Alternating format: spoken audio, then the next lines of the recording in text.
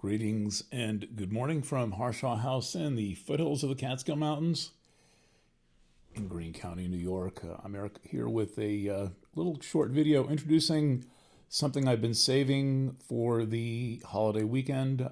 I know there are people who are currently crowding into airports and people who are going over the river and through the woods to grandmother's house, and then a whole big bunch of people who are thrilled to be able to stay home with nothing happening. I am one of them. And anyway, so what I pulled together is a compilation of all of our work on the AI issue this year. And it's a little bit more than the AI issue, but I want to just quickly go over it, or patiently go over it, let you know what we've got here. And we started this project of understanding AI back in, I would say, probably in June. And we started publishing daily in July. And this was at the prompting of one of my astrology clients who works in the field in San Francisco, and said, you really have to understand this. And like most people, for a couple of years, I had watched it go by. I guess that was so the issue breaks the surface of the news in November of 22, so it's about a couple of years, and not really understanding the significance of the issue. And she said, "Well, I saw what you did with COVID, which was 10 days before the national emergency was declared. I pulled together the Planet Waves team, and we started two things on that day, March 3rd. We started a daily publication called COVID-19 News, which is still available and which I've linked, and we started the chronology. And I figured that the COVID chronology would go back to about December. And it didn't occur to me that it would never go away. But we ended up going back to 2006 on the COVID chronology, and we maintained daily publishing out till May of 23. So that aside, we got a grip on the issue. Really, after doing that, after starting that, we understood what was going on at about 4 months. And then it took another 6 months to really get our sea legs and be confident in what we had learned. A similar path here. The story goes back a lot further. One of the articles I've got in this chronology is, it's not really it's this compilation, is an article on the 70th anniversary of AI, which was back in August, 70 years since the term was put into a grant to the Rockefeller Foundation by somebody at Dartmouth College, Professor McCarthy at Dartmouth College. So, being an astrologer, I like to go back to the origin of the issue. That's one of the things that you learn, especially doing historical and news astrology, is to go back as far as you possibly can and see when things began. So, not only did we find the original documents in the proposal about the summer program from the summer of 56 or something, but we also were able to get that document down to the day, which we were able to cast a chart for AI. There is a whole video about that. Before I forget to say it, since this is largely the point of coming to you, one of our efforts is creating this daily publication every day called Ice 9 News, named after Kurt Vonnegut. It's named after something popularized in a Kurt Vonnegut novel. Actually, Kurt Vonnegut didn't think of it, but he popularized it. That's true of a lot of things. That's called Ice 9 News. We've got the banner right under the little letter at the top of this article. So our intent is to look at AI from the angle that nobody else is looking at it from.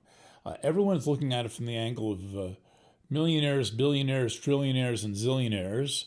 Everyone is looking at it from the angle of the the investment bubble, the massive amount of money that is being invested in this thing that doesn't really do very much, that I can tell. It certainly doesn't do very much that human beings can't do. It expedites some tasks, but the cost of this is, and by that I mean the human cost, the moral cost, the cost in, the putting it generously, intellectual development of the culture is tremendous. So we have focused our efforts on the intersection between the human experience and the technology experience. This is always the thing that is left out. These technologies, one after the next, have been turned loose on society with no foresight, with no review of what's happened in the past, with no knowledge or context of history. So that is also one of the things that I am providing is the context. And you may think that I'm being picky here, but I read a fair number of these articles, and they do not cover this newest wave of electrical technology in the context of anything. And what I am and have been proposing is that the digital situation that we've been in for a long time begins really in 2000. Digital technology obviously goes back long before that, but what I call full digital conditions begins in 2000. I argue that in several articles. Is that there's nobody's working with any knowledge of the history of media, the history of electrical media, even the history of computers. That we're not even seeing this told in the context of the history of computers. Everyone just shows up and they get all dweeby and they start a podcast, and then they start announcing all kinds of various things and commenting on bubbles and rich guys. And it's like, okay, our angle is where did this come from? What is the framing of the issue in terms of how can you see this more accurately for what it is, and then what is it doing to people, to all of us? And I sadly feel like I've only scratched the surface of that issue when I start to read about forums of women and on whatever platforms who are traumatized by the fact that they're ChatGPT 4.5 boyfriend went away when they transitioned to ChatGPT 5.0. I think that I'm missing a lot of the story here. But anyway, just very quickly going through this. I begin with the article "Sleeping Life: An Inquiry into Consciousness," and this is about the film "Waking Life," which I think is an allegory of the digital age, whether intentional or not. I can't see how that this was. I do not think that Rich Linklater, the artist, was doing this unconsciously. I think it's very likely that he knew it was a metaphor, but it really doesn't matter. It's the lucid dream from which you cannot wake up is the perfect metaphor for digital. And then I've included my entire series on the Chiron-Eris conjunction. This is associated with the AI issue, with the digital crisis, and I have been amazed at the lack of coverage in the astrology press, so to speak, about the Chiron-Eris conjunction. All astrologers know. If you don't know, you're either not paying attention or you're one of these the jury is still out people on Chiron-Eris. Eris was discovered 20 years ago, and so we've had 20, a little bit under 20 years to work on it to develop. Now these things are in the first conjunction since 1972. This is really important. And so I've done a series of articles on that. Those are included, and I talk about the reclaiming of our souls from this technological onslaught we've been living with.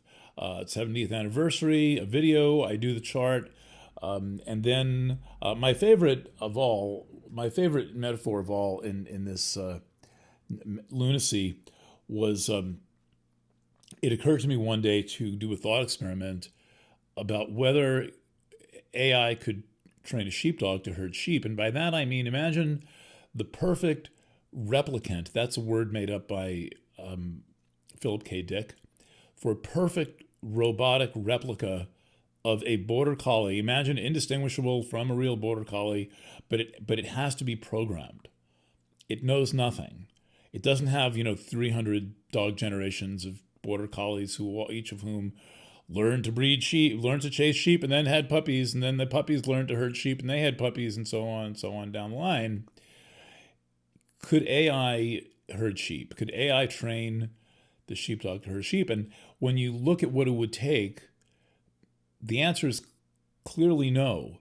How would the AI learn to herd sheep? Would it be with multiple drones observing the sheepdog? How would it develop instincts?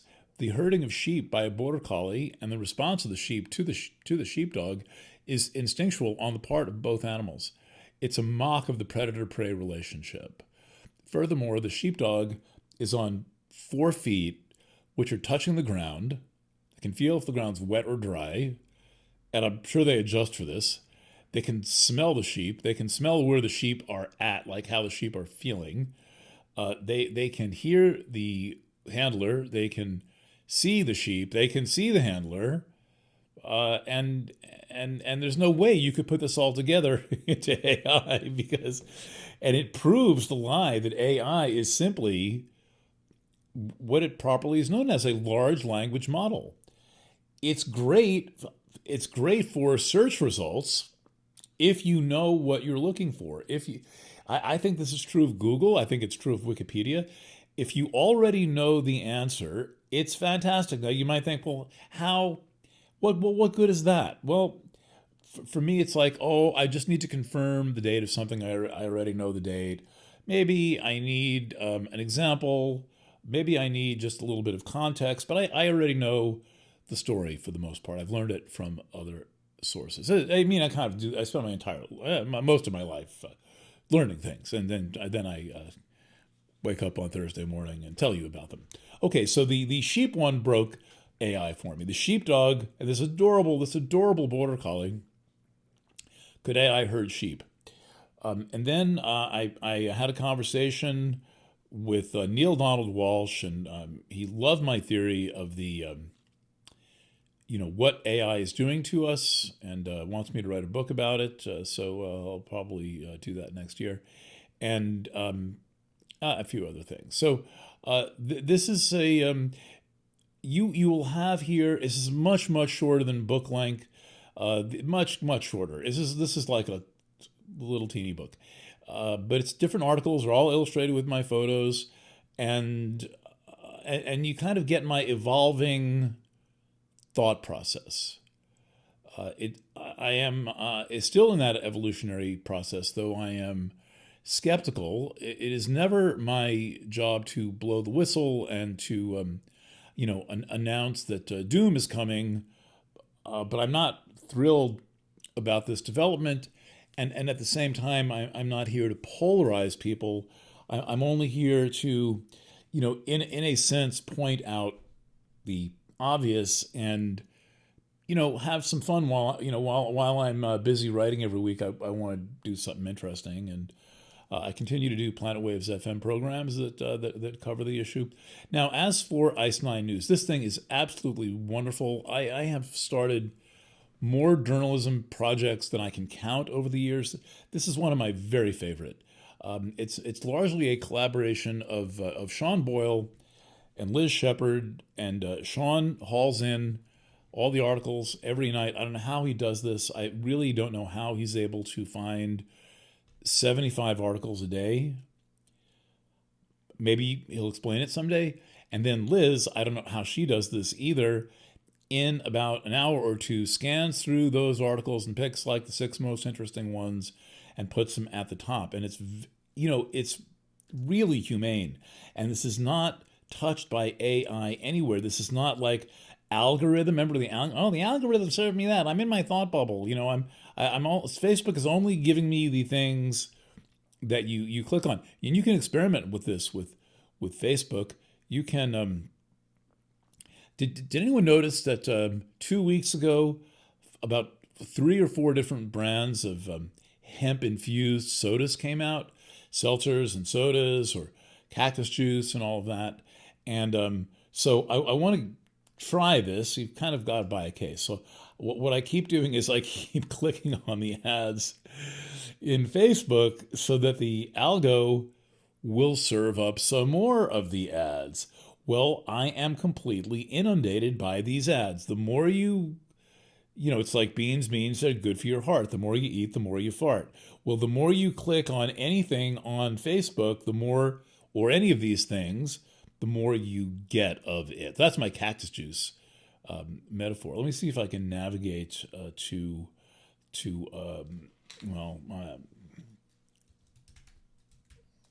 my Firefox algo is not giving me my own website, planetwaves.fm. So to navigate to it, go to planetwaves.fm. This is the trusty Planet Waves FM website, and then right at the top center, made for idiots, is daily AI news. Then you find out it's Ice 9 News, got the beautiful blue header. And just to read a couple of today's headlines, since you're still watching and therefore are potentially interested. AI slop recipes are taking over the internet and Thanksgiving. AI slop recipes. That's what that's about? Oh, for fuck's sake. So basically, here's the lead. This is from Bloomberg. Eb Gargano has been writing recipes online long enough to anticipate the seasonal rhythms of her web traffic. Okay. The easy-peasy foodie creator can predict when U.S. readers begin searching for stress-free turkey instructions, when her Christmas cake will start its annual climb, up Google search results, etc. But this year, those familiar patterns are breaking. Instead of sending home cooks to her sending home cooks to her, that's awkward. Instead of sending home, it's the sending home, verb, noun. Instead of directing people who cook at home to her decade-old well-tested recipes, Google is increasingly sending people to AI-generated summaries stitched together from bits of her work and others that often get the basics wrong. An AI-assembled version of Gargano's Christmas cake, for example, would have had people cooking a 6-inch cake for 3 to 4 hours at 320 degrees. Now, why? Why do you need AI to summarize a recipe for a cake? And let me remind you for the next time that cooking is an art and baking is a science. Decorating the cake is an art with a little science. Baking is a science. You can change recipe cooking and almost surely get a good result. You can change a recipe when you're baking and do things you have no clue you're going to do, like how does sugar affect moisture. But why do we need AI?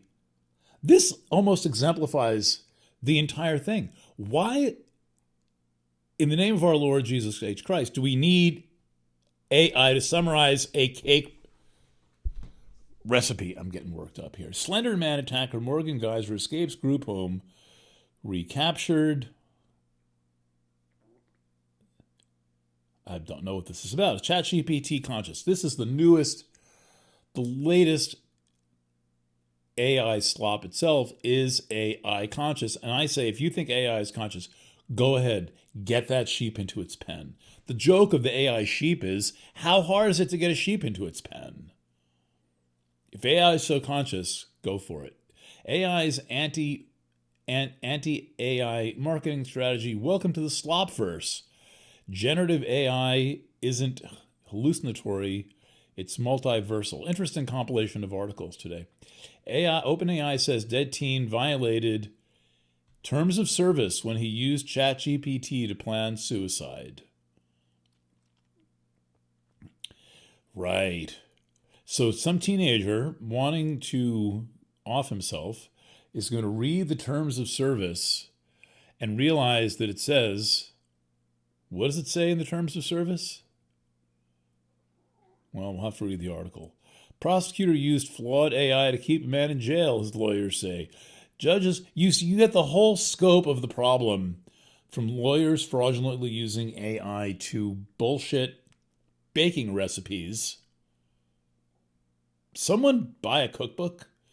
If you go to the bakery, if you're going to use I'm judging. I'm being judgy here. But if you're going to use an AI recipe to bake, get a Betty Crocker cake mix or the health food version thereof and read the instructions. It'll probably come out fine. Anyway, that's what I've got for you. This is and I'm going to pitch again. This news feed is fantastic. It is never uninteresting.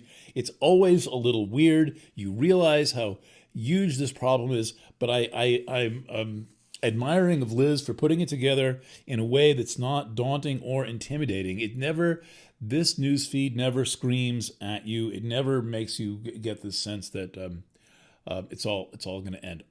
ICE 9 News. Go to planetwaves.fm and you'll see it right there at the top center.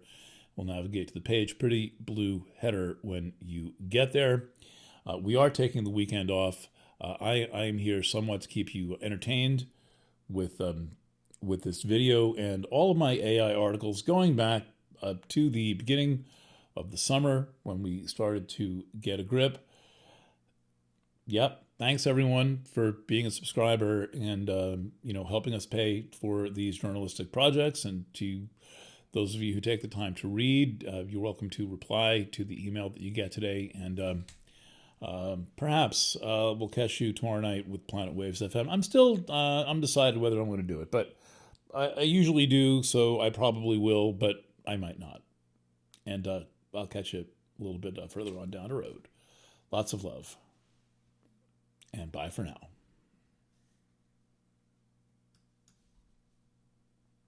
Stop recording.